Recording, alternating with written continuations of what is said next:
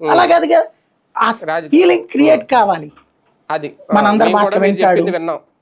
Plus అందులో కొన్ని విన్నట్టుగా కూడా ఉంటది. అదే అవును. ఇప్పుడు మీకు ₹1,00,000 కావాలి, వాళ్ళ సంతృప్తి కోసం ఓ 5,000 ఇచ్చినా సరే మీరు సంతృప్తి పడిపోతారు.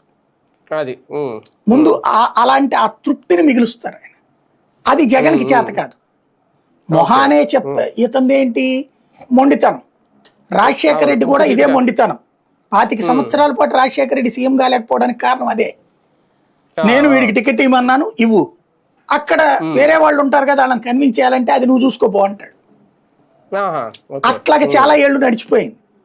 తను చిట్ట చివరికి మారి ముఖం మీద కోపం అనేది పక్కకు పోయి, అదే చంద్రబాబు నాయుడు అసెంబ్లీలో రైట్ చేసినప్పుడు రాజశేఖర రెడ్డి అన్నాడు కదా, నా దగ్గర ఆ సీరియస్నెస్ పోయింది చంద్రబాబు, వయసులోకి వచ్చాం, అనుభవాలు చాలా నేర్పినాయి అని చెప్పుకొచ్చాడు ఒకసారి రాజశేఖర రెడ్డి శాసనసభలో.